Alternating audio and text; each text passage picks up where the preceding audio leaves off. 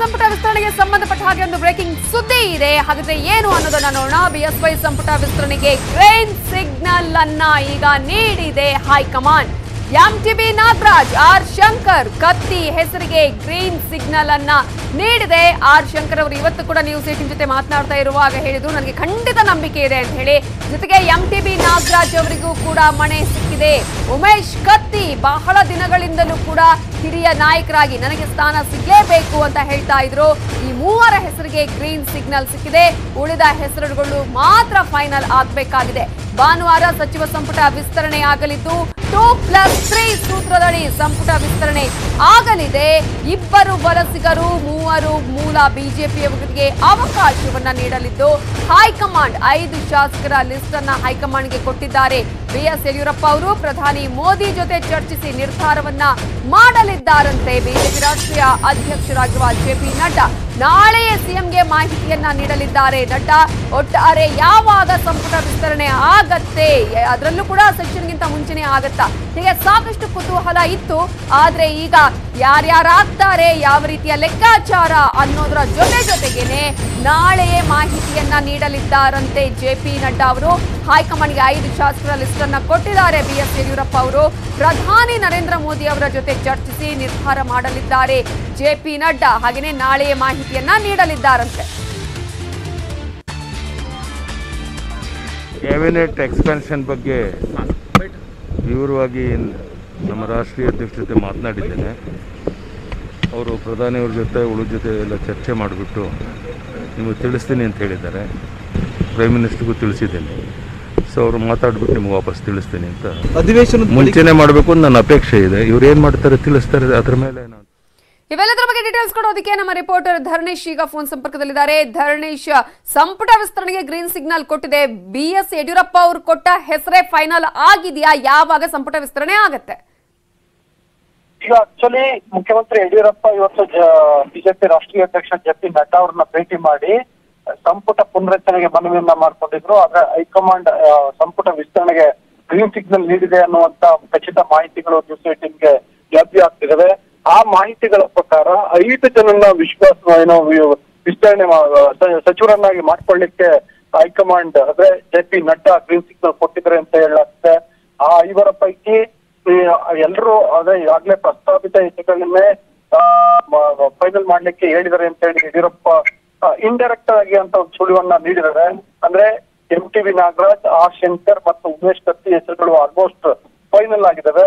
ಉಳಿದ 2 ಹೆಸರುಗಳು ವಿಷಯದಲ್ಲಿ ಇನ್ನೂ ಕೂಡ ಅಂತಿಮ ತೀರ್ಮಾನವನ್ನ ಜೆಪಿ ನಡ್ಡಾ ಮತ್ತು ಯಡಿಯೂರಪ್ಪ ತೆಗೆದುಕೊಂಡಿಲ್ಲ.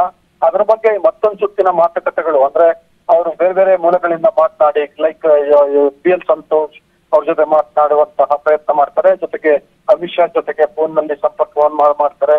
ಮತ್ತೊಮ್ಮೆ ಪ್ರಧಾನಿ ಮೋದಿ ಅವರನ್ನ ಸಂಪರ್ಕ ಮಾಡಿ ಮಾತಾಡ್ತಾರೆ ಅನ್ನುವಂತ ಮಾಹಿತಿಗಳೆಲ್ಲ ಲಭ್ಯ ಆಗ್ತದೆ. ಸೊ ಆ ಎಲ್ಲ ಮಾಹಿತಿಗಳನ್ನ ಕ್ರೋಢೀಕರಿಸಿ ಇನ್ನೆರಡು ಹೆಸರುಗಳನ್ನ ಯಾರಿಗೆ ಕೊಡಬೇಕು ಅನ್ನುವಂಥದ್ದನ್ನ ನಿರ್ಧಾರ ಮಾಡ್ತಾರೆ. ಆ ನಂತರದಲ್ಲಿ ಯಡಿಯೂರಪ್ಪ ಅವರಿಗೆ ಜೆಪಿ ನಡ್ಡಾ ಸೂಚನೆಯನ್ನ ನೀಡ್ತಾರೆ.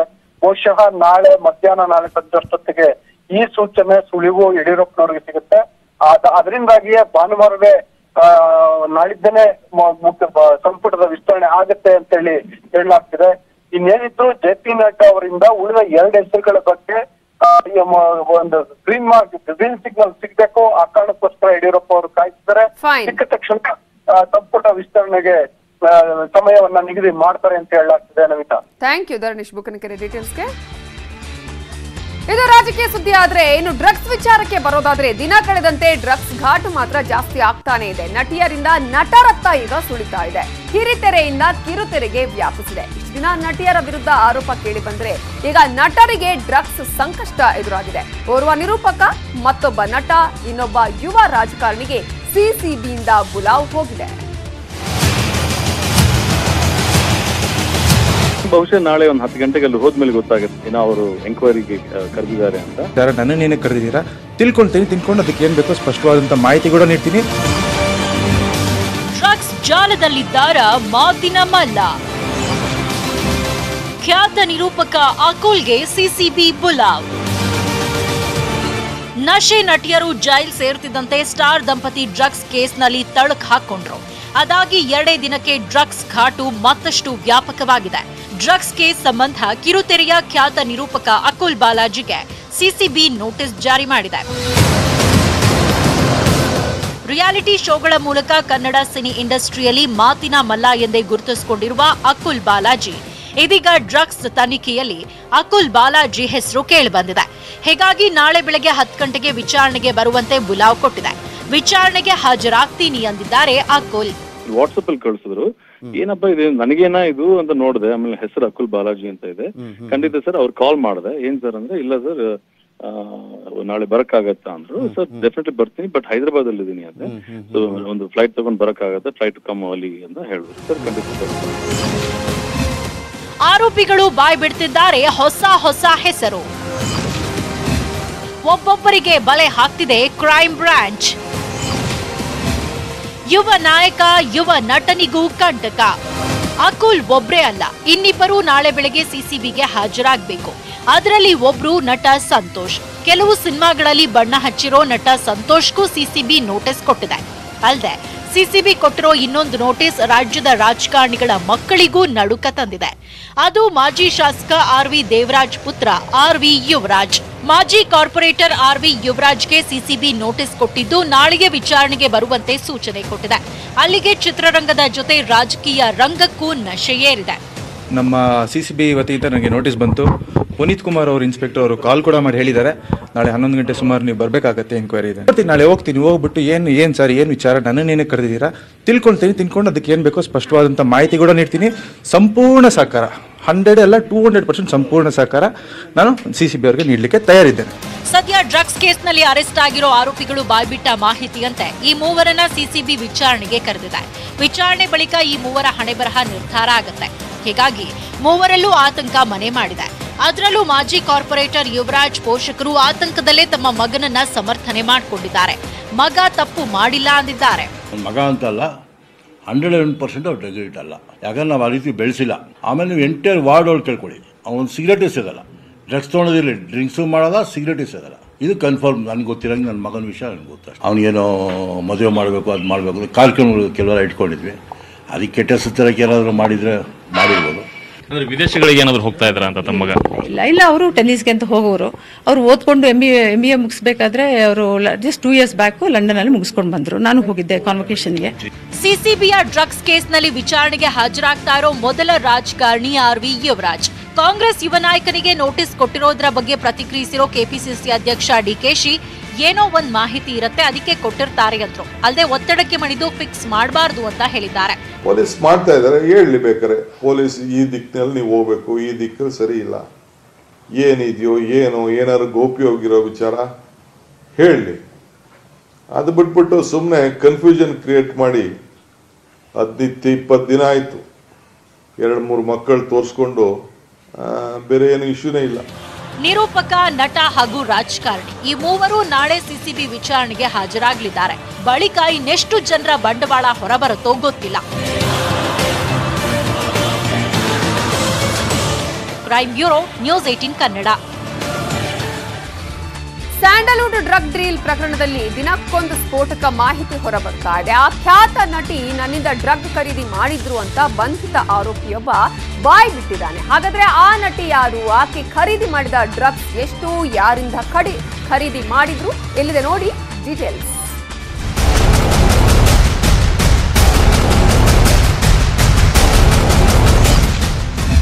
ಗ್ರಾಮ್ಗೆ 6,000 ಕೊಟ್ಟು ಡ್ರಗ್ಸ್ ಖರೀದಿಸಿದ ನಟಿ. ಸಿಸಿಬಿಗೆ ಆಫ್ರಿಕನ್ ಪೆಡ್ಲರ್ ಸ್ಫೋಟಕ ಮಾಹಿತಿ. ಹೌದು, ವಿದೇಶಿ ಪ್ರಜೆಗೆ 6,000 ಕೊಟ್ಟು ಆ ನಟಿ ಡ್ರಗ್ಸ್ ಖರೀದಿಸಿದ್ರಂತೆ. ಈ ಸ್ಫೋಟಕ ಮಾಹಿತಿಯನ್ನ ಸಿಸಿಬಿ ಮುಂದೆ ಕಕ್ಕಿದ್ದಾನೆ ವಿದೇಶಿ ಪೆಡ್ಲರ್. ವಿದೇಶಿ ಪ್ರಜೆಯಿಂದ ಡ್ರಗ್ಸ್ ಖರೀದಿಸಿದ ಆ ನಟಿ ಯಾರು ಅಂತೀರಾ? ಇವರೇ ನೋಡಿ, ತುಪ್ಪದ ಬೆಡಗಿ ನಟಿ ರಾಗಿಣಿ ದ್ವಿವೇದಿ.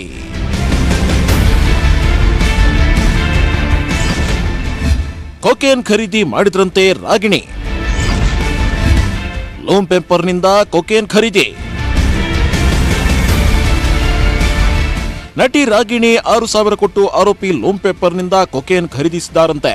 ಸಿಸಿಬಿ ಪೊಲೀಸರ ವಿಚಾರಣೆ ವೇಳೆ ರಾಗಿಣಿ ಕೊಕೇನ್ ಖರೀದಿ ಮಾಡಿರುವುದನ್ನ ಸ್ವತಃ ಆರೋಪಿ ಲೂಮ್ ಪೇಪರ್ ಬಾಯ್ಬಿಟ್ಟಿದ್ದಾನೆ. ರಾಗಿಣಿ ಮಾತ್ರವಲ್ಲ, ರಾಗಿಣಿಯ ಗೆಳೆಯ ರವಿಶಂಕರ್ ಸಹ ಲೂಮ್ ಪೆಪ್ಪರ್ ಬಳಿ ಕೊಕೇನ್ ಖರೀದಿ ಮಾಡಿದ್ದಂತೆ. ಹೀಗೆ ಲೂಮ್ ಪೆಪ್ಪರ್ ಸಿಸಿಬಿ ಮುಂದೆ ಡ್ರಗ್ಸ್ ಡೀಲ್ ಬಗ್ಗೆ ಎಳೆ ಎಳೆಯಾಗಿ ವಿವರಿಸಿದ್ದಾನೆ.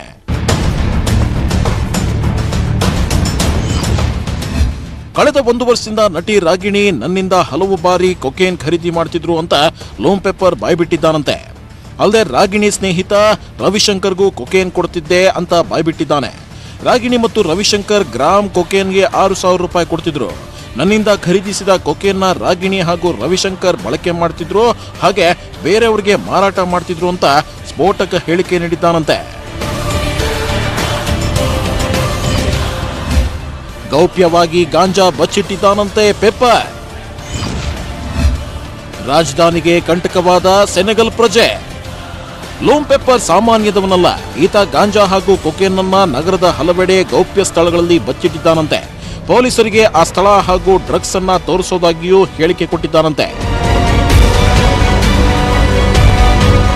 ಈ ಲೂಮ್ ಪೆಪ್ಪರ್ ಆಫ್ರಿಕಾದ ಸೆನೆಗಲ್ ದೇಶದ ಡಾಕರ್ ನಗರದ ನಿವಾಸಿ. 2018ರಲ್ಲಿ ವಿದ್ಯಾಭ್ಯಾಸದ ವೀಸಾ ಮೇಲೆ ಭಾರತಕ್ಕೆ ಬಂದಿದ್ದ. ವೀಸಾ ಅವಧಿ ಮುಗಿದ ಬಳಿಕವೂ ಬೆಂಗಳೂರು ಬಿಟ್ಟು ಈತ ತನ್ನ ದೇಶಕ್ಕೆ ಹೋಗಿಲ್ಲ. ಕೆಲ ತಿಂಗಳಿನಿಂದ ಯಲಹಂಕದ ಕೋಗಿಲು ಬಳಿ ನೆಲೆಸಿದ.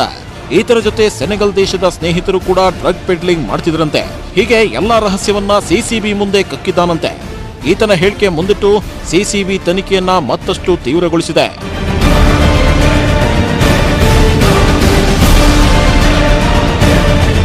Muniraju, crime bureau, news 18 Kannada, Bengaluru. ಬೆಂಗಳೂರಿನ ಇನ್ನಷ್ಟು ಸುದ್ದಿಯನ್ನ ನೋಡೋಣ ಒಂದು ಚಿಕ್ಕ ಬ್ರೇಕ್ ಆದ್ಮೇಲೆ. ನಟಿ ಸಂಜನಾಗೆ ಮತ್ತೆ ಜೈಲೇ ಗತಿಯಾಗಿದೆ. ಜೈಲಿಂದ ಹೊರ ಬರುವ ನಿರೀಕ್ಷೆಯಲ್ಲಿದ್ದ ಗರ್ಲಾನಿಗೆ ಮತ್ತೆ ನ್ಯಾಯಾಲಯ ಶಾಕ್ ಕೊಟ್ಟಿದೆ. ಸೆಪ್ಟೆಂಬರ್ 30ರವರೆಗೂ ನ್ಯಾಯಾಂಗ ಬಂಧನ ವಿಸ್ತರಣೆಯಾಗಿದ್ದು ಮತ್ತಷ್ಟು ದಿನ ಜೈಲಿನ ಸೊಳ್ಳೆ ಕಾಟವೇ ಫಿಕ್ಸ್ ಆಗಿದೆ. ಇನ್ನು ಜೈಲು ಸೇರಿದ್ರೂ ನಟಿ ರಾಗಿಣಿ ಧಿಮಾಕು ಮಾತ್ರ ಕಡಿಮೆಯಾಗಿಲ್ಲ. ಮಲಗೋಕೆ ಮಂಚ ಬೇಕು ಅಂತ ಹಠ ಹಿಡಿದಿದ್ದಾರಂತೆ. ನಶೆ ರಾಣಿ ಸಂಜನಾ ಗಲ್ರಾನಿಗೆ ಜೈಲೇ ಗತಿ.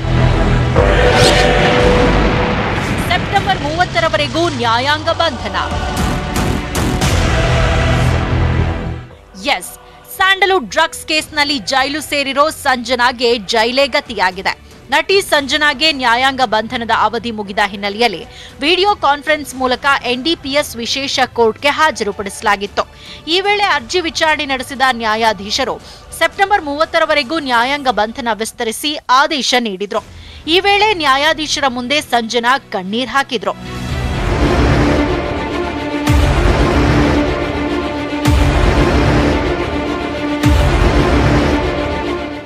ಸಂಜನಾ, ನನಗೆ ಪ್ರತಿದಿನ ಬಿಪಿಯಲ್ಲಿ ಏರಿಕೆಯಾಗ್ತಾ ಇದೆ.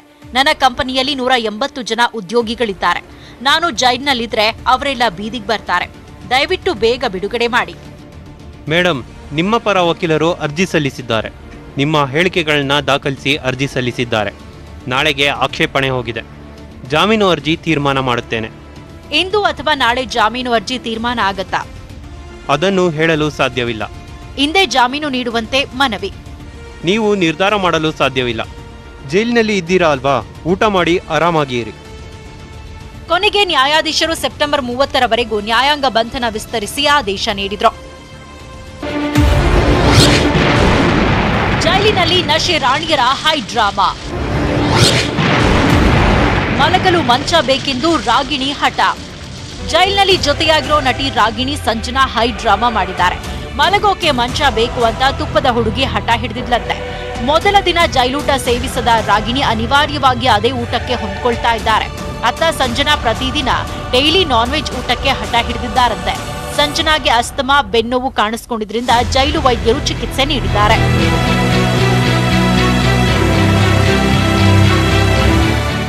ಇನ್ನು ಜೈಲಿನ ಸಿಬ್ಬಂದಿ ಬಳಿ ಇಬ್ಬರು ನಟಿಯರು ಕಣ್ಣೀರ್ ಹಾಕಿದ್ದಾರಂತೆ. ಟಾರ್ಗೆಟ್ ಮಾಡಿ ನಮ್ಮನ್ನ ಪ್ರಕರಣದಲ್ಲಿ ಸಿಲುಕಿಸಿದ್ರು. ಸಿನಿಮಾದಲ್ಲಿ ನೋಡ್ತಿದ್ವಿ, ಅಭಿನಯ ಮಾಡ್ತಿದ್ವಿ, ಈಗ ನಮ್ಮ ರಿಯಲ್ ಲೈಫ್ ನಲ್ಲೇ ನಡೆದಿದೆ. ದೊಡ್ಡವರನ್ನ ಬಿಟ್ಟು ನಮ್ಮನ್ನ ಟಾರ್ಗೆಟ್ ಮಾಡಿ ಬಂಧಿಸಿದ್ದಾರೆ ಅಂತ ಅಳಲು ತೋಡ್ಕೊಂಡಿದ್ದಾರಂತೆ.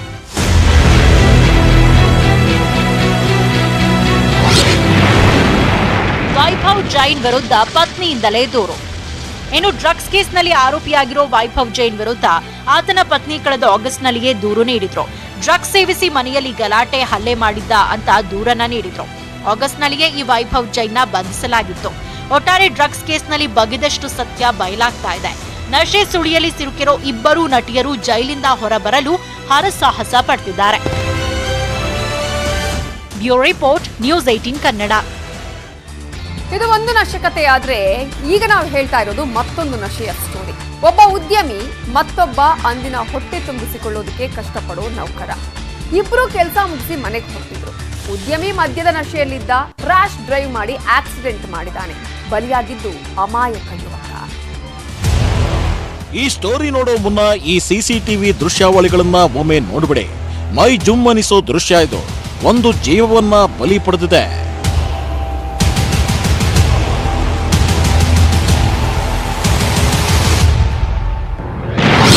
ಮದ್ಯದ ನಶೆಯಲ್ಲಿ ರ್ಯಾಶ್ ಡ್ರೈವಿಂಗ್, ಸಿಗ್ನಲ್ನಲ್ಲಿ ಭಯಾನಕ ದುರ್ಘಟನೆ. ಈ ಅಪಘಾತ ನಡೆದಿರೋದು ಬೆಂಗಳೂರಿನ ರಿಚ್ಮಂಡ್ ರಸ್ತೆಯ ಸಿಗ್ನಲ್ನಲ್ಲಿ.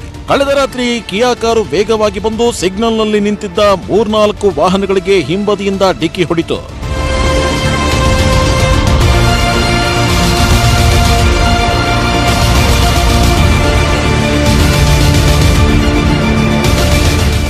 ಅಂದಹಾಗೆ ಅಪಘಾತ ಮಾಡಿರೋ ಕಿಯಾ ಕಾರ್ನ ಡ್ರೈವ್ ಮಾಡ್ತಿದ್ದು ಬೆಂಗಳೂರಿನ ಟೆಕ್ಸ್ಟೈಲ್ ಉದ್ಯಮಿ. ಆತನ ಹೆಸರು ರೋಹಿತ್ ಕೇಡಿಯಾ. ಈತ ಅದ್ಯಾವ ಪರಿ ರ್ಯಾಶ್ ಡ್ರೈವ್ ಮಾಡಿದ್ದಾನೆ ಅನ್ನೋದಕ್ಕೆ ಈ ಸಿಸಿಟಿವಿ ದೃಶ್ಯಗಳೇ ಸಾಕ್ಷಿ. ವೇಗವಾಗಿ ಕಾರ್ ಚಲಾಯಿಸಿ ಬಂದ ಉದ್ಯಮಿ ಸಿಗ್ನಲ್ನಲ್ಲಿ ನಿಂತಿದ್ದ ಬೈಕ್ಗೆ ಗುದ್ದಿದ್ದಾನೆ. ಡಿಕ್ಕಿಯ ರಭಸಕ್ಕೆ ಮುಂದೆ ನಿಂತಿದ್ದ ಕಾರ್ಗೆ ಬೈಕ್ ಅಪ್ಪಳಿಸಿದ್ದು, ಬೈಕ್ ಸವಾರ ಕಿರಣ್ ಅನ್ನೋನು 2 ವಾಹನಗಳ ಮಧ್ಯೆ ಸಿಲುಕಿ ಪ್ರಾಣ ಬಿಟ್ಟಿದ್ದಾನೆ. ಈ ಅಪಘಾತಕ್ಕೆ ಉದ್ಯಮಿಯ ನಶೆ ಡ್ರೈವಿಂಗ್ ಕಾರಣ. ಕಳೆದ ರಾತ್ರಿ ಜೋರು ಪಾರ್ಟಿ ಮಾಡಿ ಕಂಠ ಪೂರ್ತಿ ಕುಡಿದು ಕಾರ್ ಚಲಾಯಿಸಿಕೊಂಡು ಬರ್ತಿದ್ದ ವೇಳೆ ಅಪಘಾತ ಸಂಭವಿಸಿದೆ. ವಿಲ್ಸನ್ ಗಾರ್ಡನ್ ಸಂಚಾರಿ ಪೊಲೀಸರು ರಸ್ತೆ ಬದಿಯ ಸಿಸಿಟಿವಿಗಳ ಪರಿಶೀಲನೆ ನಡೆಸಿ ಅಪಘಾತವೆಸಗಿದ ರೋಹಿತ್ನನ್ನ ಬಂಧಿಸಿದ್ದಾರೆ. ಬೈಕ್ ಸವಾರನ ಜೀವ ತಿಂದ ಉದ್ಯಮಿ 14 ದಿನಗಳ ಕಾಲ ಜೈಲು ಸೇರಿದ್ದಾನೆ.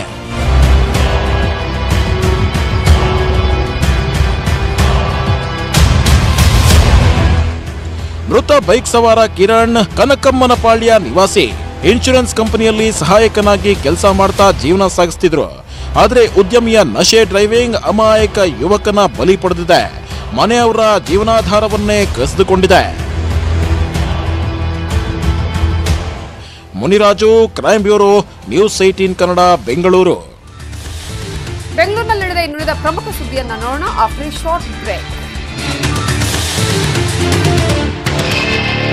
ಸಾವಿರಾರು ಕೋಟಿ ರೂಪಾಯಿಗಳ ಹಗರಣ. ಸಾವಿರಾರು ಜನ ಅಲ್ಲಿ ಹಣ ಹೂಡಿಕೆ ಮಾಡಿದ್ರು. ಆದ್ರೆ ಹೂಡಿಕೆ ಮಾಡಿದ್ದವರಿಗೆ ಹಣ ವಾಪಸ್ ಬರುತ್ತೋ ಇಲ್ವೋ ಅನ್ನುವ ಗೊಂದಲ ಹಾಕಿತ್ತು. ಇವೆಲ್ಲದರ ನಡುವೆ ಕೇಸ್ ದಾಖಲಿಸಿದ್ದ ಇಡಿ ಅಧಿಕಾರಿಗಳು ಕೊನೆಗೆ ಆಸ್ತಿಯನ್ನ ಮುಟ್ಟುಗೋಲು ಮಾಡಿಕೊಂಡಿದ್ದಾರೆ.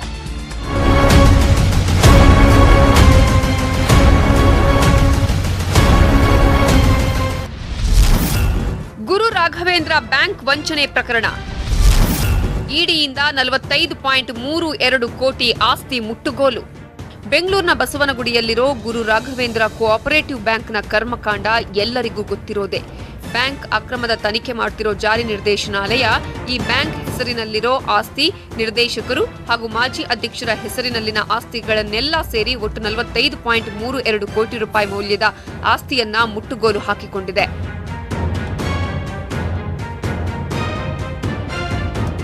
ಸುಮಾರು 40,000ಕ್ಕೂ ಅಧಿಕ ಗ್ರಾಹಕರು ಕೋಟ್ಯಾಂತರ ರೂಪಾಯಿಯನ್ನ ಈ ಬ್ಯಾಂಕ್ನಲ್ಲಿ ಎಫ್ಡಿ ಮಾಡಿದ್ರು. ತಿಂಗಳಿಗೆ 12ರಿಂದ 16% ಬಡ್ಡಿ ಆಸೆಯಲ್ಲಿ ವಯಸ್ಸಾದವರು ಹಾಗೂ ಸೇವೆಯಿಂದ ರಿಟೈರ್ಡ್ ಆದವರೆಲ್ಲ ಹಣ ಹೂಡಿಕೆ ಮಾಡಿದ್ರು.